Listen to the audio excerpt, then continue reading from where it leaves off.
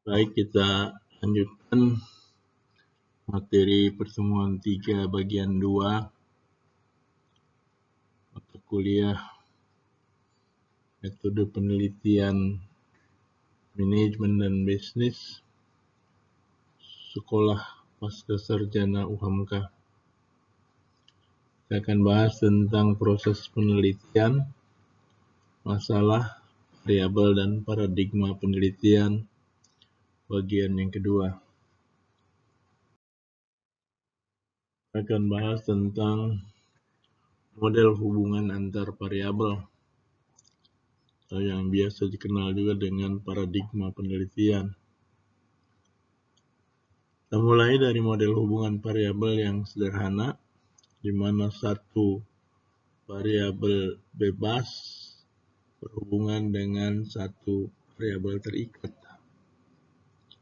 Ini model hubungan sederhana antara X dan Y. X adalah kualitas air dan Y adalah kualitas barang yang dihasilkan. Kita bisa deskripsikan jumlah rumusan masalah deskriptif dan masalah asosiatif, jumlah teori, rumusan hipotesis deskriptif, dan hipotesis asosiatif, serta teknik analisis data dan sebagainya. Kemudian model hubungan sederhana yang berurutan. X1 berhubungan dengan X2, X2 berhubungan dengan X3. Itu bisa juga X1 berpengaruh terhadap X2 dan X2 berpengaruh terhadap X3. X3 berpengaruh terhadap Y. Jadi Y biasanya melambangkan variabel terikat. X itu variabel bebasnya. Misalnya X1 kualitas input, X2 kualitas proses, X3 kualitas output, dan Y adalah kualitas outcome. Nah, di sini kita bisa mendeskripsikan jumlah rumusan masalah deskriptif dan masalah asosiatif, jumlah teori, rumusan hipotesis deskriptif, rumusan hipotesis asosiatif, dan teknik analisis datanya. Yang ketiga, model ganda dengan dua variabel bebas. Satu, X2 adalah variabel bebas, kemudian Y adalah variabel terikatnya, di mana X1 bisa secara sendiri berpengaruh terhadap Y, maksudnya X1 dan X2 ya, maksudnya. Dan X1, X2 secara bersama-sama, secara simultan berpengaruh terhadap Y. Ini biasanya model regresi berganda, di mana X1 lingkungan kerja, X2 demografi, Y-nya adalah keberhasilan usaha.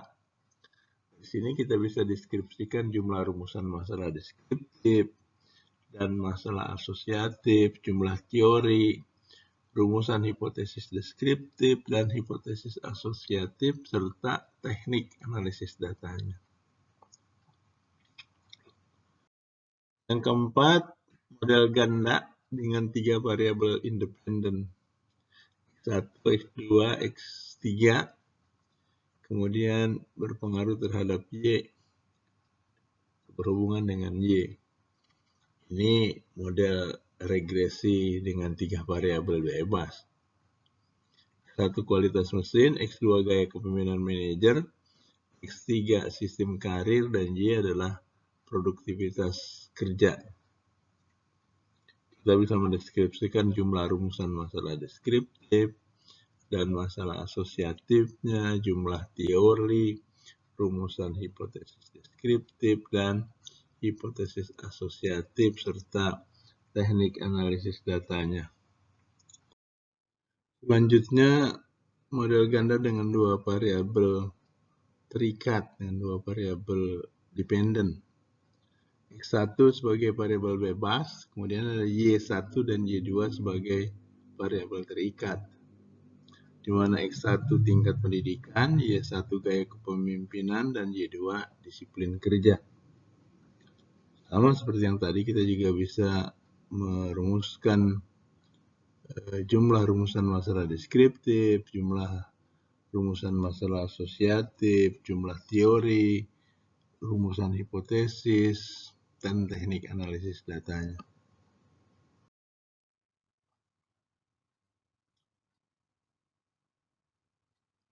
Selanjutnya adalah dua variabel dependen dengan dua variabel independen. Jadi dua variabel terikat dan dua variabel bebas.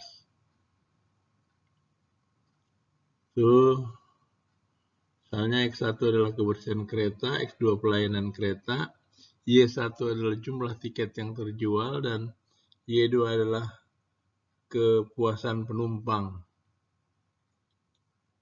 Sama seperti yang tadi, bisa kita deskripsikan jumlah rumusan masalah deskriptifnya, masalah asosiatif, jumlah teori, rumusan hipotesis deskriptif, dan hipotesis asosiatif serta teknik analisis datanya.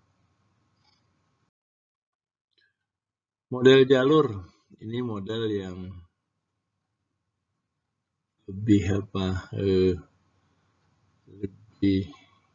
keren dibanding model regresi.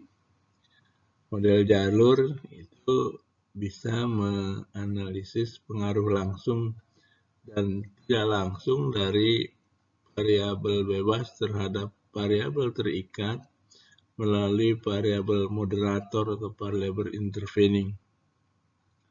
Misalnya ini X1, X2 adalah variabel bebasnya, X3 itu variabel moderator atau variabel interveningnya, dan Y-nya itu variabel bebasnya. Misalnya X1 status sosial ekonomi, X2 IQ, S3 motivasi berprestasi, dan Y adalah prestasi belajar. Jadi dengan model jalur ini, pengaruh langsung X1 terhadap Y, pengaruh langsung X2 terhadap Y, pengaruh langsung X3 terhadap Y ini bisa ditelusuri sesuai dengan path, dengan jalurnya. Pengaruh tidak langsung X1 dan X2 terhadap Y melalui X3. Jadi X1 terhadap Y itu melalui X3. X2 terhadap Y melalui X3. Model-model analisis ini sudah tersedia instrumen software untuk ini sudah tersedia. Tapi kalau mau lebih yakin memahami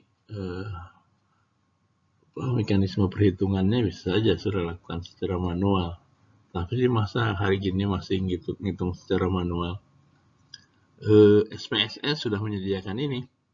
Jadi kalau pada regresi itu koefisien regresi, ini adalah kalau di sini nih koefisien regresi yang disesuaikan. Ada itu di dalam analisis SPSS untuk menghitung koefisien regresi yang disesuaikan. Di bahan kuliah yang lain juga nanti saya akan berikan, karena ada dua materi yang bisa membantu ini dalam analisis data, nanti kita akan berikan.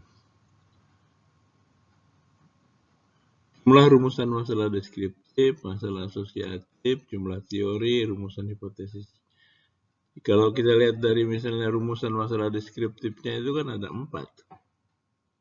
Bagaimana Y1, bagaimana X1, bagaimana X2, bagaimana X3, dan bagaimana Y. Sedangkan masalah asosiatifnya itu pengaruh langsung. Apakah X1 berpengaruh langsung terhadap Y? Apakah X2 berpengaruh langsung terhadap Y?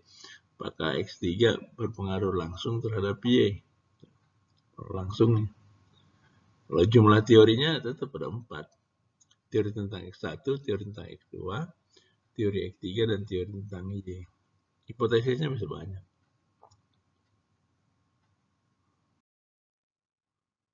Saya kira itu terkait dengan paradigma penelitian, dan sekarang kita coba lihat pratugas 1, persiapan untuk tugas 1.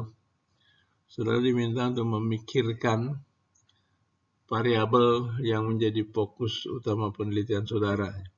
Pilih satu variabel yang menjadi fokus utama penelitian saudara.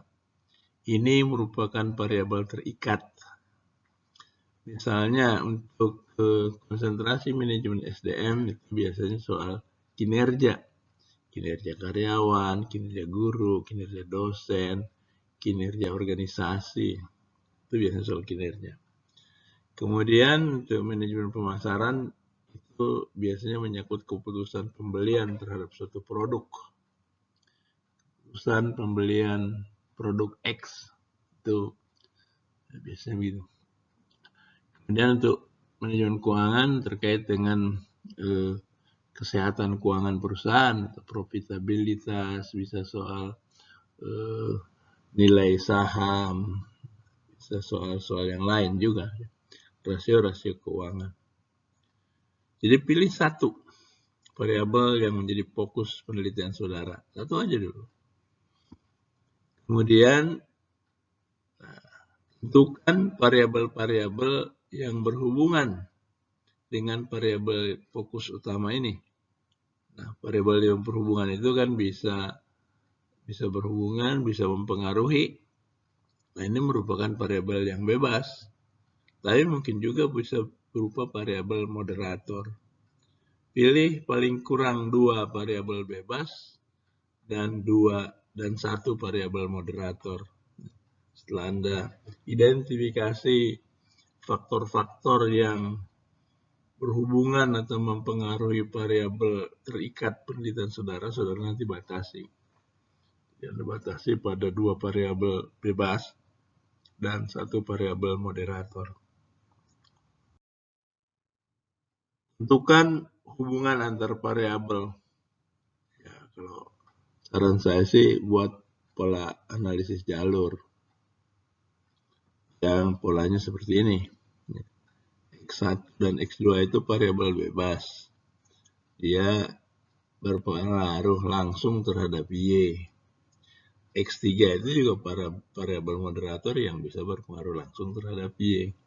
Tetapi X1 dan X2 itu mempunyai pengaruh yang tidak langsung terhadap Y melalui X3. Ya. Saya kira itu materi pertemuan 3 untuk mata kuliah metode penelitian manajemen dan bisnis. Kita sudah membahas bagian yang pertama dan bagian yang kedua. Mudah-mudahan ini bisa memberi inspirasi bagi saudara untuk melakukan penelitian tesis saudara. Jadi, pilih satu variabel terikat yang menjadi fokus penelitian saudara. Dari situ, identifikasi faktor-faktor yang nanti jadi variabel, faktor-faktor yang berhubungan atau mempengaruhi variabel terikat saudara. Saya sudah langsung menuju pada modelnya, paradigma penelitian yang bisa dibuat pola analisis jalur. Pilih 2 variabel bebas, 1 variabel moderator, dan 1 variabel bebas. 1 variabel terikat. Baik, nanti di pertemuan berikutnya kita akan bahas soal variabel-variabel ini. Jadi sampai di sini sebenarnya kita sudah bisa membayangkan bab 1 dari proposal penelitian Anda sudah terbayang di sini. Nanti di bab 1 itu kan terdiri dari latar belakang permasalahan, itu ada identifikasi masalah, pembatasan masalah, rumusan masalah. Kemudian kegunaan penelitian. Penelitian itu satu bab 1. Tapi biasanya saya menyarankan bab 1 itu ditulis paling akhir, paling belakang. Nanti kita akan lihat bagaimana pentingnya bab 2. Baik, saya kira demikian. Terima kasih. Assalamualaikum warahmatullahi wabarakatuh.